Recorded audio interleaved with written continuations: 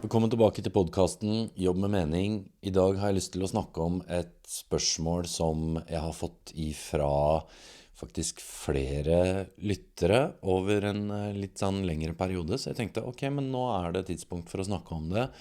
Og det gjelder det å føle seg alene eller ensom i jobben. Og det kan være enten du jobber for deg selv, eller du er i en jobb med folk rundt deg, men du fortsatt føler deg alene eller ensom. Og det her er også noe som har kommet opp mange ganger opp gjennom årene nå, når jeg har jobbet i veiledningssamtaler med folk. Det er noe som mange kjenner på, men det snakkes veldig lite om det. Og jeg kom på, så når jeg satt og tenkte på, ok, hva skal jeg snakke om i den episoden her da, som jeg har lyst til å liksom gå litt mer i dybden på, så kom jeg over en fin liten historie. Eller det var egentlig en sånn tegneserie fra en sånn kinesisk historie som jeg bare syntes var veldig fin, og som illustrerte poenget på en veldig fin måte. Hvor det er en panda som går bortover landeveien, og på ryggen så har den en sånn liten drage. Og så spør pandaen den dragen litt sånn, hva er egentlig det viktigste i livet? Er det målet, eller er det veien til målet? Og den lille dragen sitter på ryggen til pandaen, og så tenker han seg litt om før han svarer, selskapet. Og jeg tror det er nettopp det. For vi kan ha mål, vi kan ha planer, men hvis vi ikke kjenner på fellesskap, hvis vi ikke kjenner på tilhørighet til noe, og har det gode selskapet på veien rett og slett, så vil vi føle oss alene. Og det er kanskje det her som er noe av det viktigste å kjenne på for oss mennesker, og det er jo også en av de største kildene til å kjenne på mening, ikke bare i arbeidslivet, men i livet generelt. For vi mennesker, vi er sosiale dyr, vi er hardwired for fellesskap og tilhørighet, det å være en del av en gruppe, noe som er større enn oss selv. Men så er det at vi kan fysisk være i en gruppe, vi kan fysisk være sånn at vi har masse folk rundt oss. Vi kan sitte i et åpent kontorlandskap, vi kan delta på møter, og vi kan spise lunsj sammen med andre, men likevel føle oss alene, og likevel føle oss ensomme. Så det handler jo ikke bare om å være omgitt av folk, at vi har folk rundt oss, men det om å føle på at vi faktisk kjenner, at vi faktisk hører til, og kjenne på det, at vi er en del av noe større. At vi betyr noe for noen. Og jobben er en så stor del av livet, at hvis du kjenner deg alene i jobben, så vil det fort å tas med utenfor jobben, enten du driver for deg selv, eller det er på en arbeidsplass. Og det som kanskje gjør det her sånn ekstra trøblete, litt sånn ekstra vanskelig, det er det at det er ikke bare det at vi føler oss alene, men vi føler oss ofte alene om å være alene. Og den der følelsen der om at, er jeg den eneste som føler meg alene eller ensom her? For vi snakker nesten aldri om det, og det er litt sånn skambelagt.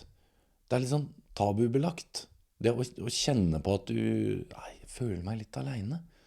Så den ensomheten der, den får egentlig bare liv litt sånn i skyggene, og den eneste måten å få grep om det på er å begynne å sette lys på det, og tørre å snakke om det høyt, og finne måter å begynne å snakke om det. Så det er jo litt sånn, vi tenker kanskje på det som at det er noe sånn spesielt, holdt jeg på å si, noe litt sånn sjeldent å føle seg alene, men basert på så mange samtaler jeg har hatt med folk, når er det vi føler oss alene? Sannheten er at det er ikke bare i den situasjonen her, eller i den bestemte situasjonen der, men vi kan egentlig kjenne på det nesten i alle mulige situasjoner. Kanskje du kjenner på det når du ny i en jobb, og du ikke helt har funnet plassen din ennå. Kanskje du kjenner på at du savner en jobb du har hatt, eller et miljø som du hadde, det fellesskapet du hadde, at det noe du savner nå. Det kan være at du nærmer deg slutten av arbeidslivet, og du kjenner på det. Kanskje du nærmer deg pensjonistalder, eller kanskje det i de 3 siste månedene av oppsigelsen, og du kjenner at jeg blir ikke inkludert på samme måte lenger. Jeg ikke en del av arbeidsplassen lenger, jeg ikke en del av flokken lenger, på samme måte som det jeg var før. Eller det trenger ikke å være i sånne ytterpunkter, det kan være i de små ting i hverdagen. Du kan kjenne på det i lunsjen, du kan kjenne på det i arbeidshverdagen. Du kan høre folk le og snakke sammen utenfor kontoret ditt, eller hva det og du bare kjenner at det egentlig aldri noen som kommer inn til meg. Og jeg bare kjenner meg ikke som en del av fellesskapet her. Eller det kan være når du driver for deg selv. Og det at du savner mer et sånn fysisk fellesskap, rett og slett, rundt det å snakke om ideer, ha samarbeid med folk, eller bare det å ha de små hverdagslige samtalene. Så det i alle mulige situasjoner at vi faktisk kan kjenne på den ensomheten, eller den aleneheten. Og her også en greie, og det snakkes enda mindre om, og det mange ledere som jeg har snakket med opp gjennom årene. De forteller meg i mange tilfeller at de også føler seg ensomme. Ja, de jo en del av en gruppe, men de lever også ofte litt sånn på utsida, litt sånn i utkanten av den gruppa. Særlig når det kommer til sånne sosiale settinger, fordi det maktforholdet, det spiller jo inn. Det hierarkiske maktforholdet, når du har særlig personalansvar, så blir du en litt annen enn en sånn naturlig del av gruppa. Kanskje naturlig nok. Så mange ledere finner da heller fellesskap blant andre ledere. Det blir mer naturlig. Men det her snakkes også veldig lite om. Poenget at det her gjelder oss alle, og det en stor kilde til stress, både i arbeidslivet og i livet utenfor jobben. Og den ensomheten her, eller aleneheten på jobb, den handler ofte om en sånn opplevelse av at du ikke hører helt til. Det kan være at du føler at du ikke har en tydelig stemme. At du rett og slett bare, du føler deg ikke helt sånn hjemme i det fellesskapet eller gruppa som du en del av. Mange kan også kjenne på det at de føler seg misforstått. At det litt sånn, det ingen her som gets me, ikke sant? Eller det kan være at du føler at du ikke blir inkludert. Eller, altså, vi mennesker, vi trenger å kjenne på det at vi blir sett, at vi blir hørt, og at vi blir forstått. Og hvis vi ikke kjenner på det, så føler vi oss veldig fort alene.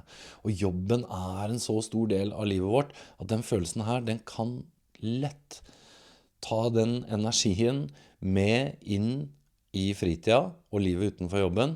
Og det som her, at folk utenfor jobben, det som ofte de jo en stor del av livet vårt. Det å være seg familie, venner, partner, foreldre, hva det måtte være. Og de kan absolutt være med og gi oss god støtte hvis vi føler oss alene eller ensomme på jobb, eller i jobben. Men de kan ikke nødvendigvis ofte løse de situasjonene eller problemene for oss. De kan være en god sparingspartner, kanskje. De kan være gode til å lytte. Men her en liten kicker, og det her har jeg vært borti så mye. Og det her gjelder også, hvis du kjenner noen. Fordi vi mennesker, vi elsker å fikse. Særlig hvis det noen vi glad i, noen vi bryr oss om, som vi merker at, oi, nå har ikke du det bra. Men det eneste jeg vil å hjelpe deg. Jeg har lyst til å fikse den situasjonen her for deg. For jeg vil jo bare at du skal ha det fint, at du skal ha det bra. Men du, det er ikke nødvendigvis det den personen du snakker med trenger akkurat nå. Det den personen trenger akkurat nå er kanskje bare det at du bare er der. Det å bare være der. Hold space for den andre personen. Det å bare lytte. Så det å øve deg på, og ikke minst det å ha folk rundt deg også, som er villige til å bare hold space for deg, det er så viktig. Og her er en sånn ting du kan gjøre, som du kan ta med deg, og som du også kan si til venner eller familie eller hva det er. Du, nå bare trenger jeg at du lytter, at du bare er her for meg. Jeg setter veldig stor pris på at du vil gi meg råd, og at du bare vil det beste for meg. Og det setter jeg så utrolig stor pris på. Men akkurat nå vil jeg bare at du skal lytte. Det er det eneste jeg trenger akkurat nå. Og hvis du er på andre siden, og det er noen som kommer til deg med det her, og kanskje de føler seg alene eller litt ensomme, så spør de om hva er det de ønsker nå. Vil du, eller trenger du, at jeg bare skal lytte akkurat nå? Vil du at jeg skal gi noen råd? Vil du at jeg skal komme med noen forslag? Og så kan du la de styre det. Litt sånn, det her er bare for at du kan la de vite at du, jeg er her, og jeg er her for deg. Det her handler ikke om at jeg kjenner på at jeg er nødt til å fikse deg eller den situasjonen her. For du, det kommer du antageligvis ikke til å gjøre hvis den personen uansett ikke går inn i den samtalen for å få råd, for å få noen forslag. Det kan rett og slett bare være for jeg trenger bare å lufte litt. Jeg trenger bare noen til å lytte, sånn at jeg kan snakke litt høyt om det her. Og med det så er det også litt det med hva er det vi kan gjøre hvis vi kjenner på den aleneheten eller litt ensomhet. For det er ikke nødvendigvis noen sånne quick fix på det. Men her er i hvert fall noen tanker rundt det. Jeg kan starte litt med hvis du jobber alene.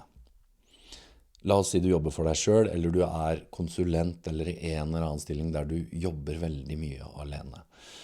Det ene tingen, særlig hvis du jobber for deg selv, kan jo være det å oppsøke faktisk fysiske fellesskap, fordi det kan være at det er det du mangler.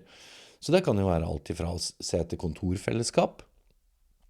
Finnes det noe i nærheten, et sted der du kan sitte, der du kan møte likesinnede folk, såkalte sånne coworking spaces.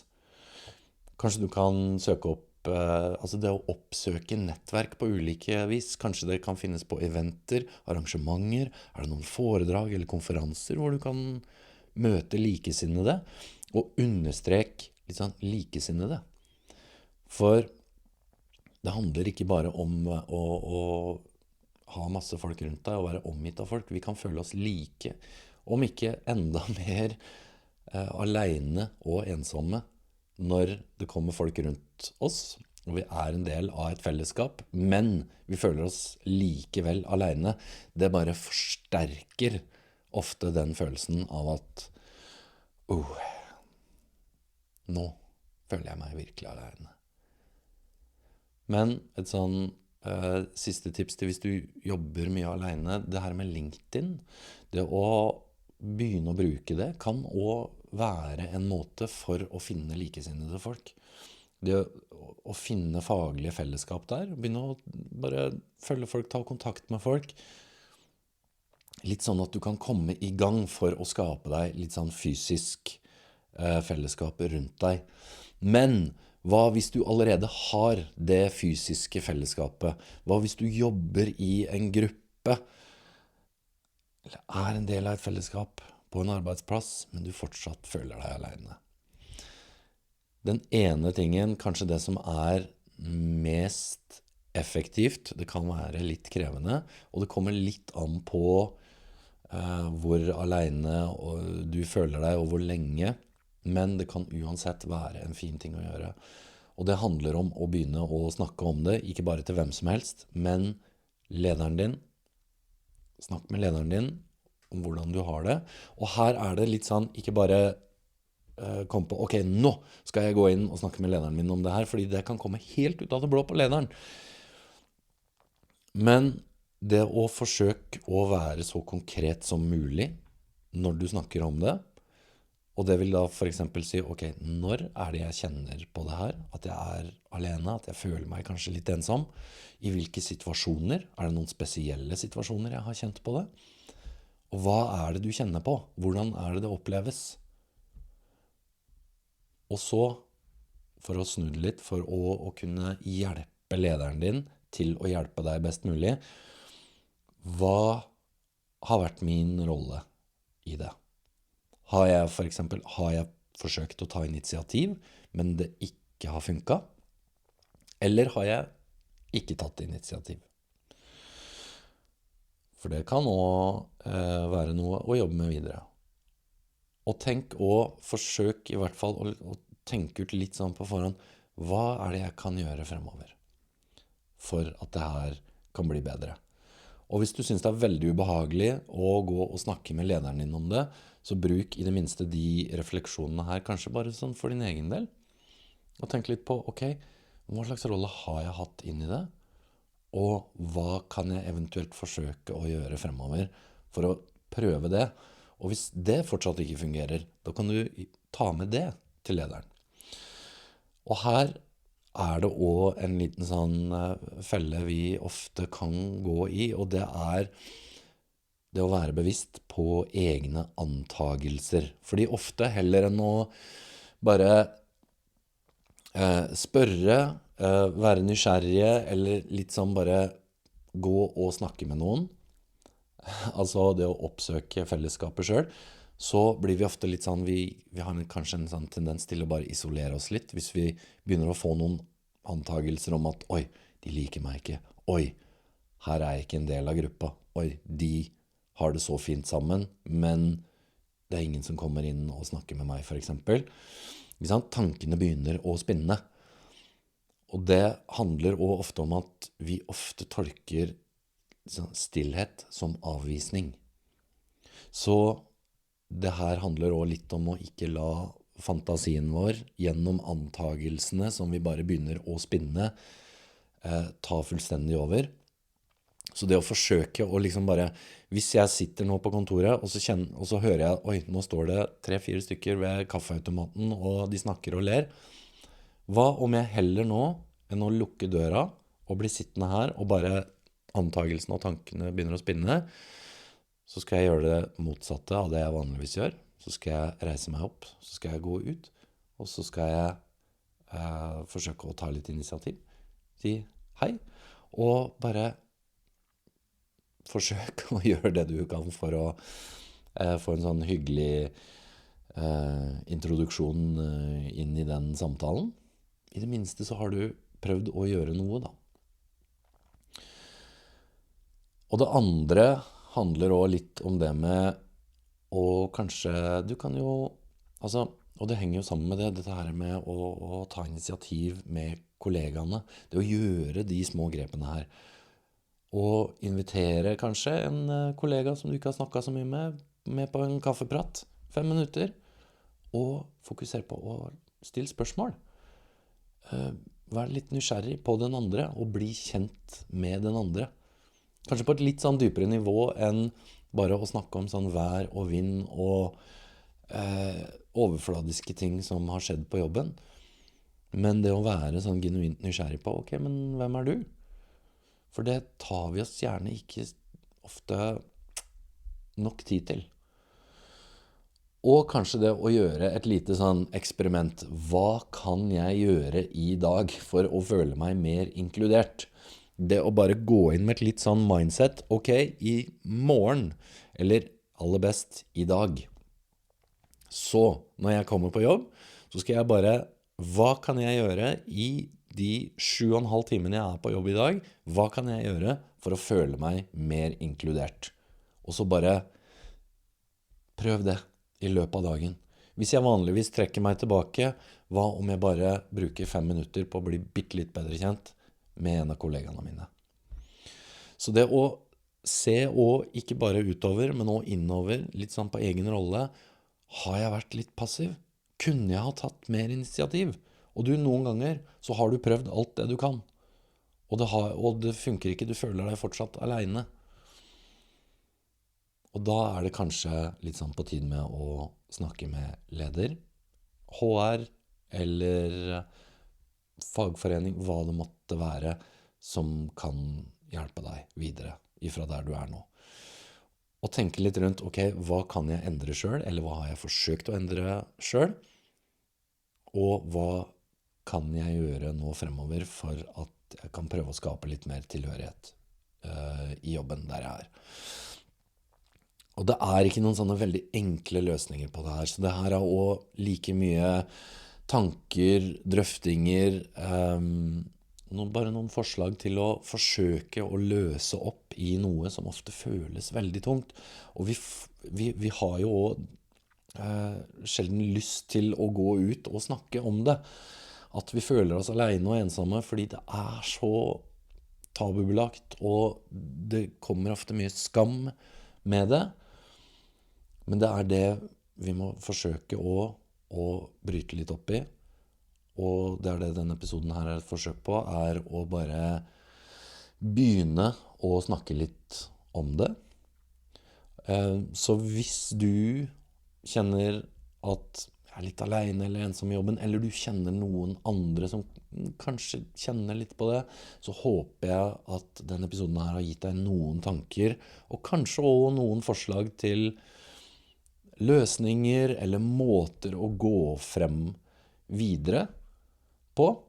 Og kjernen ligger veldig i det her at det er ikke bare det at vi føler oss alene, men at vi ofte føler oss alene om å være alene, og det er nettopp det som gjør at det er så tabubelagt, og det er derfor vi ikke snakker om det. Men det er kun ved å få satt lyst på det og begynne å dele erfaringene våre at vi kan bryte opp i den skammen og finne det fellesskapet som vi faktisk trenger. Og det er når vi begynner å sette ord på den ensomheten, så kan vi også oppdage at vi faktisk ikke er alene om å føle oss alene. For vi er aldri helt alene. Så lenge vi tør å dele at vi faktisk noen ganger så føler vi oss alene. Og du, that's okay. Det er normalt. Det er ikke noe gærent med deg. Det er bare noe vi går igjennom i perioder, men noen ganger så kan de periodene bli lange, og det kan gå ut over hvordan vi har det på jobben, at vi ikke trives på jobben lenger. Det skaper masse stress, og da er det på tide at vi begynner å tenke litt annerledes. Hva kan jeg gjøre med det her for å få løst opp i det? Tusen takk for at du har lyttet til denne episoden her, og del den veldig gjerne med noen som du tenker kan ha nytte av å høre denne episoden her. Så høres vi igjen i neste episode av Jobb med mening.